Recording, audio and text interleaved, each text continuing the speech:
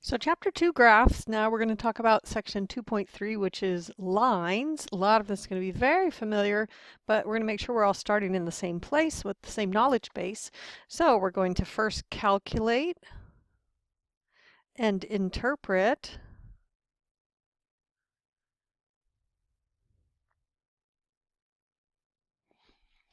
the slope of a line.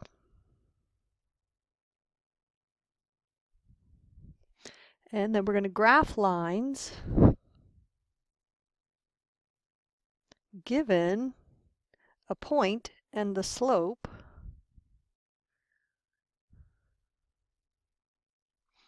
The third objective is to find the equation of a vertical line.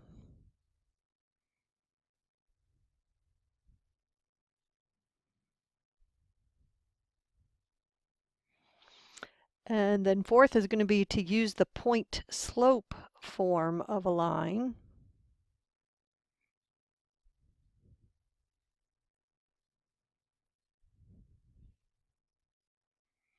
And identify horizontal lines.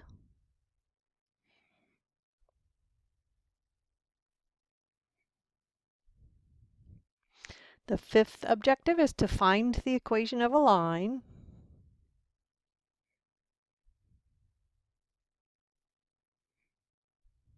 Given 2 points.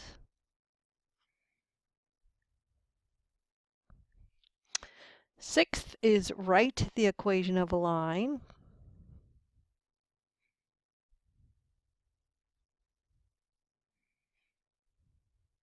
In slope-intercept form.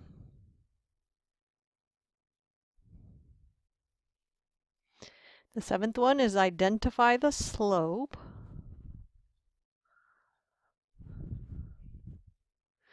And y-intercept of a line from its equation.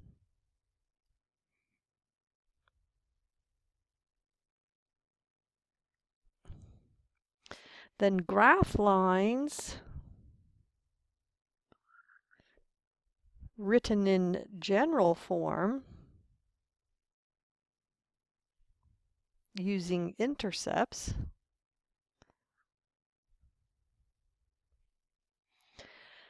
Find equations of parallel lines.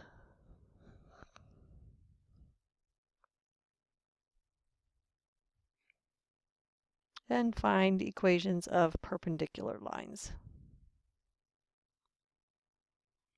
So you're going to see that all of this is review, and we're going to go pretty quickly through it because it should all be very familiar, but I just want to make sure that we do all know these things.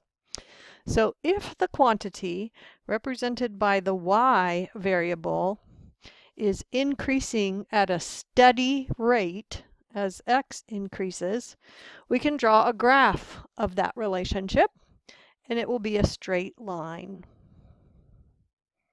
So these are kind of the simplest graphs that we look at.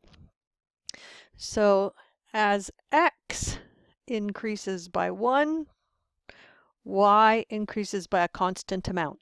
So the idea is as x goes from 4 to 5, if y goes up by 8, then when x goes from, say, 12 to 13, y goes up by 8.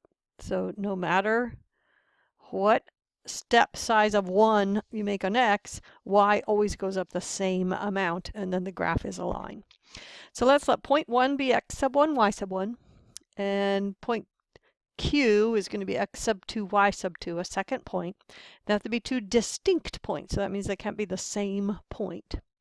If x sub 1 doesn't equal x sub 2, then the slope, and we always use m, of the non-vertical line, capital L, containing P and Q, is defined by the formula m equals y sub 2 minus y sub 1 over x sub 2 minus x sub 1, as long as x1 doesn't equal x sub 2, otherwise we're dividing by 0. So why do we use m for slope? I'll let you wonder about that, and then I'll tell you in class if you don't already know, but maybe somebody will do a little research and find out. Okay, so notice that this definition is probably more formal and rigorous than you might have seen before in beginning or intermediate algebra, because we address the fact of that we're talking about non-vertical lines here, and that's where we'll get a number for a slope. Okay, so here's the picture that goes with it, and I always think of it as after minus before, because that's what you get a lot in science. You do some kind of an experiment and you measure something after and before, and you take after minus before to see what kind of change you got. Because if your number's bigger after, you got a positive change. If your number's smaller after, then you got a negative change or a decrease. So in this picture, you can see that the y sub 2 minus the y1 is the rise over the run. So this is what a lot of people remember, is that it's rise over run. And if x1 equals x2, that's a separate case. And then L is a vertical line, and the slope, M, of line L is undefined, because then you would be dividing by 0. Undefined is the only correct word for the slope of a vertical line. So the slope of a vertical line is undefined. You don't say no slope, you don't say no solution, you don't say it doesn't have a slope. The only correct word is undefined. Okay, so another way of talking about the slope is the change in y, as I mentioned, of after minus before, over the change in x. And scientists often use this Greek letter delta. This is the uppercase delta in the Greek language to indicate change in. So this quantity, delta y over delta x, is called the average rate of change of y, because it's on the top, with respect to x. So it's saying as x changes, how is y changing? And again, because we don't have calculus yet, the best we can get is an average rate of change. We would need calculus to find an instantaneous rate of change of how fast are you going right now. The best we can do without calculus is average rate of change. Okay, and then we're going to look at some graphs in Desmos.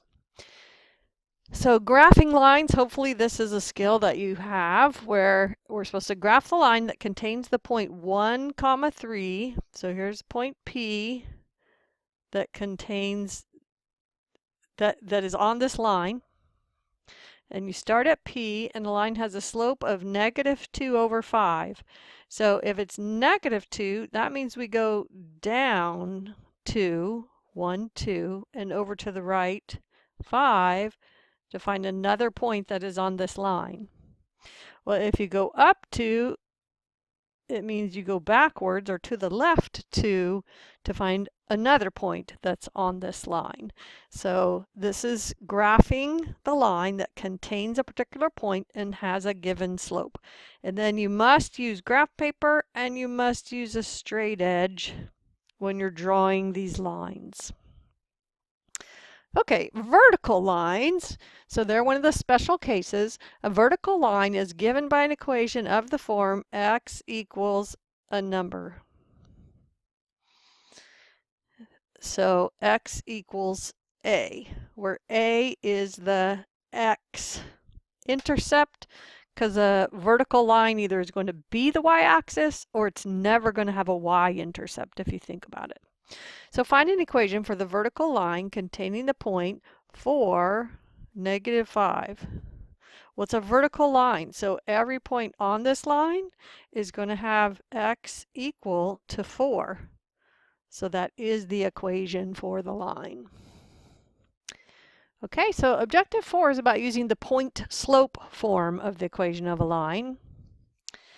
And an equation of, again, a non-vertical line with slope m, has to have a slope that's a number, that contains a point x sub 1, y sub 1 is y minus y1 equals m times x minus x1. And do you see that really this is the same formula as the slope?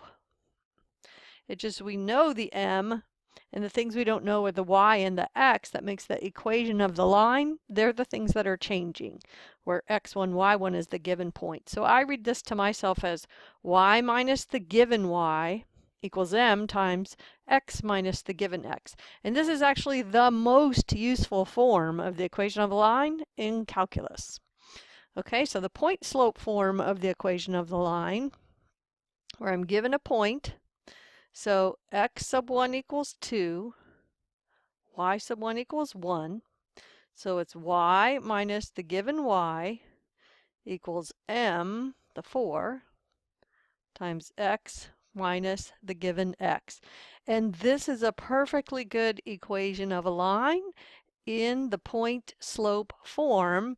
It's called that because you can see the slope right here, and you can see a point that's on the graph right here.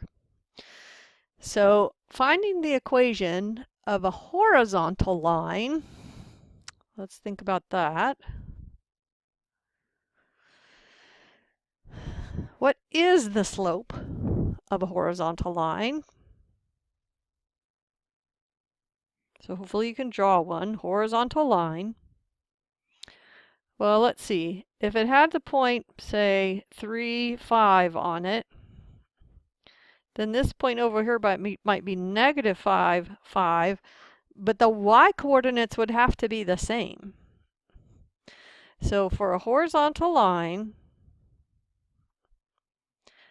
you have to have an equation given by y equals b, which is a number. Like this one would be y equals 5. Everywhere on this line, every point has a y-coordinate of 5. I don't see x, so that means x goes through all possible values.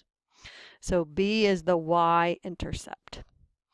Okay, so let's find an equation of the line containing the point negative 1, 3 that has a slope of 0. So that means it's a horizontal line, and every point on it has a y-coordinate of 3, so y equals 3 is the equation of that line. Okay, so I'm going to make another brief movie with the rest of this section because it's kind of long, but it'll go quickly.